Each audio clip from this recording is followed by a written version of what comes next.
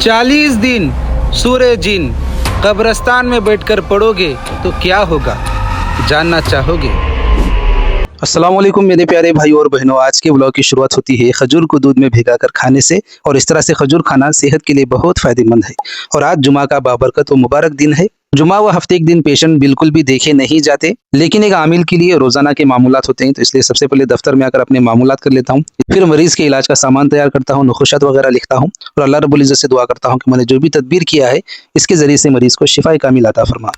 फिर नहा धोकर फ्रेश होकर निकल जाता हूँ मैं जुमा की नमाज अदा करने के लिए गोलाई की तरफ। और आज जुमा का दिन होने की वजह से कसरत से नबी सल्लल्लाहु अलैहि वसल्लम पर दरूद पढ़ने का एहतिमाम करें, क्योंकि खुद अल्लाह रब्बुल इज़्ज़त का ये इरशाद है, इन्नल्लाह व मलाइकतहु युसल्लूना अलन नबी या अय्युहल्लज़ीना आमनू सल्लु अलैहि व सल्लिमू तस्लीमा, कि बेशक मैं और मेरे फरिश्ते आप सल्लल्लाहु अलैहि वसल्लम पर दरूद भेजते हैं। ऐ ईमान वालों, आप भी खूब नबी सल्लल्लाहु अलैहि वसल्लम पर दरूद व सलाम भेजा करो।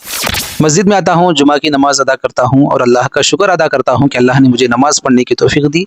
नमाज के बाद यहाँ होटल में दोस्त के साथ खाना खाने के लिए आते हैं। फिर शाम के वक्त अपने दोस्त की दुकान पर आता हूँ, तो इसी बीच हमारे अजीज दोस्त मौलाना सिराज साहब दामद बरकतहुम आते हैं। इनसे मुलाकात करता हूँ। माशाल्लाह इनसे मुलाकात करके काफ़ी दिली खुशी और दिली मसरत हासिल हुई। फिर शाम में ईशा की नमाज को आते वक्त मस्जिद में दाखिल होने की दुआ बिस्मिल्लाह वस्सलातु वस्सलामु अला रसूलिल्लाह अल्लाहुम्मा अग़फिर ली ज़ुनूबी वफ़्तह ली अबवाब रहमतिक पढ़कर मस्जिद में दाखिल होता हूँ। नमाज के बाद आयतुल कुर्सी पढ़कर दोनों हाथों पर फूंकता हूँ, फिर हाथ पूरे जिस्म पर फिर लेता हूँ। इस अमल से हम अल्लाह की हिफाजत में रहते हैं। इमाम हसन रज़ियल्लाहु अन्हु से रिवायत है कि रसूलुल्लाह सल्लल्लाहु अलैहि वसल्लम ने इरशाद फरमाया, जो शख्स हर फर्ज नमाज के बाद आयतुल कुर्सी पढ़ लेता है और एक रिवायत में आयतुल कुर्सी के साथ सूरह इखलास भी पढ़ लेता है, तो दूसरी नमाज तक हिफाजत में रहता है।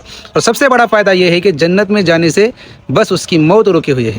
तो आप सभी से भी ये गुजारिश है कि पांचों वक्त की नमाज की पाबंदी करो और नमाज के बाद आयतुल कुर्सी का एहतिमाम किया करो। नमाज के बाद मैं घर पर जाकर खाना खा लेता हूँ। खाना खाने के बाद मैं निकल जाता हूँ मरकज़ के लिए, क्योंकि आज जुमा के दिन मरकज़ का इज्तिमा होता है। और बेशक हम जितना दिन की मजलिसों में बैठेंगे, ईमान की बात सुनेंगे, उतना ही हमारा ईमान मजबूत होगा।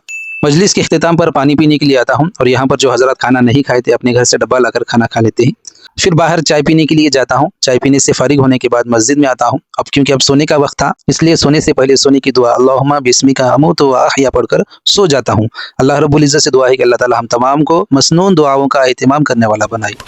तो जी हाँ दोस्तों, अगर कोई सूरह जिन को तिलावत की नीयत से पढ़े तो उसको कोई नुकसान नहीं होगा, लेकिन कब्रिस्तान में बैठकर हिसार खींचकर 40 दिन की नीयत से जिन्नात को ताबे करने की इरादे से अगर कोई सूरह जिन को पढ़ता है, उसकी रियाजत करता है, तो यकीनन वहाँ पर जिन्नात आएंगे और उसको आकर डराएंगे, धमकाएंगे, उसको वहाँ से उठाने की कोशिश करेंगे, क्योंकि कोई भी किसी के ताबे होना पसंद नहीं करता।